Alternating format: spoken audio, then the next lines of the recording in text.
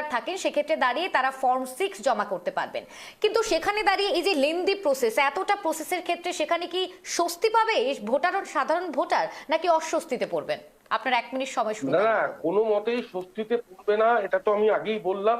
পাশাপাশি বিজেপির যে ন্যারেটিভ, রাজদীপ বাবু এত গলা চড়িয়ে বলছিলেন, আমি সমর্থন করতে পারছি না। উনি খুব আমার থেকে অনেক বয়সে ছোট। রাজদীপ বাবুকে একটু মনে করিয়ে দিই, গোমাতাতে যারা গোমাতা বলছেন, গোমাংস রপ্তানিতে ভারতবর্ষ 2 নম্বর। তাহলে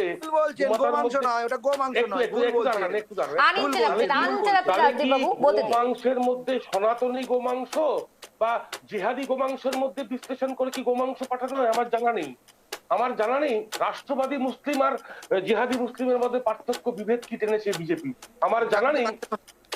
আমাকে বলতে দিন পারবেন না। দাঁড়ান, আপনি বাচ্চা, দাঁড়ান।